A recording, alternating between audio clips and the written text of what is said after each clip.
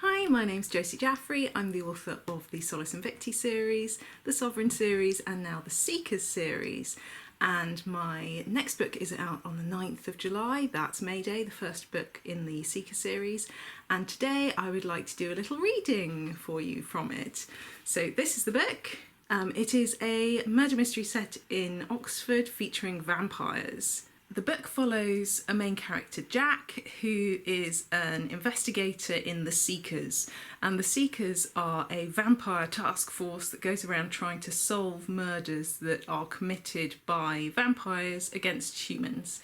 And the book starts with one of those murders when Jack and her team find that a man has been thrown from the top of Magdalen Tower.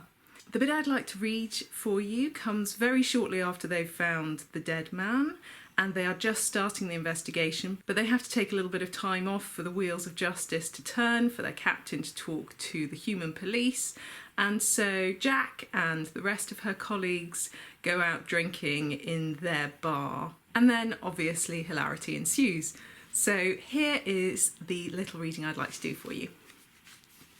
Here's the thing about being supernatural. You have to approach drinking with a certain amount of determination if you want to get properly plastered. It takes time and it takes dedication, but I am nothing if not dedicated to insobriety. Let me pass on the benefit of my knowledge. My first tip for getting vampires drunk is that beer and wine are basically a waste of time. My second tip is that ordering spirits by the pint will save you from having to go back and forth to the bar every 5 minutes. It's expensive, but we make enough money to cover it. Just about. My third and final tip, and I really can't stress this enough, is that mixing your alcohol with blood is a very bad idea. A drunk vampire is a sufficiently dangerous creature already. There's no need to go reminding them that the blood is ace, particularly if you happen to be human. Also, alcohol ruins the taste. As a veteran of the art of drinking, I get an entire bottle of gin and another of rum, and then take them straight back to the table where the rest of the Seekers are waiting. So Jacqueline, Boyd says, what do you think about this case? The man has no idea how to have a good time. Oh, come on, says Naya. Does it always have to be about work? I'm trying to relax. He looks at her as though he can't imagine that the four of us would ever talk about anything else. We rarely do when Boyd's around. I just think it's interesting, don't you? He is oblivious to Naya's eye roll. The spectacle of it, I mean. This guy chooses the most dramatic and public places to reveal his kills, as though he's trying to reveal us to the humans. Doesn't that strike you as odd? I guess so, says Cam, and he does seem intrigued. Naya groans. Can't we just drink? I hate to say it, I say, and I do hate it, but the deputy has a point here. This scab is selecting the biggest events in the local calendar and dumping the bodies where they can't be missed. Did the captain give you any more details about the London kills? The first one was at the New Year's Day parade, Boyd says. The body was thrown from a nearby building directly into the parade route. The entire thing ground to a halt. The boat race was more of the same. The scab tied the body to a line and dragged it across the river into the path of the oncoming boats. He got stuck on a Cambridge rower's blade and nearly pulled the whole crew into the water. As long as Oxford won, says Naya, topping up her glass, then it's all good. And the third one? Asks Cam. The Palm Sunday procession. The scab dropped the body from the top of St Paul's. I'm sensing a theme here, I say. Climb up somewhere high, throw corpse. Boyd holds up a finger. They're not corpses, though. The three in London were still breathing when they fell, or drowned in the case of the boat race victim.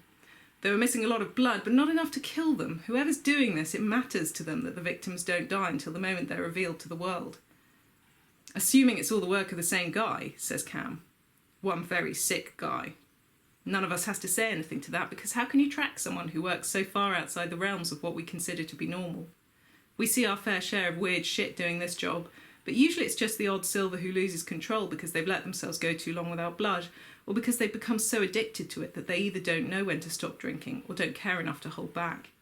But this kind of killer, the psychopathic serial killer kind, is not the sort we spend much time chasing.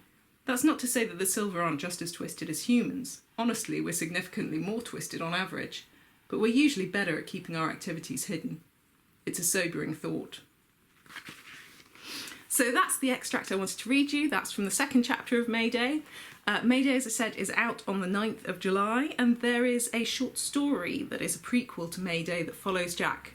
It's her sort of origin story. It's how she became a vampire in the first place. That's available now. It's a short story, it's 10,000 words. It's available as a download, or alternatively there are these little booklets that you can buy from my website. So thank you very much for watching this video. I hope you'll pick up Mayday or Killian's Dead, and if you do, I really hope you enjoy them.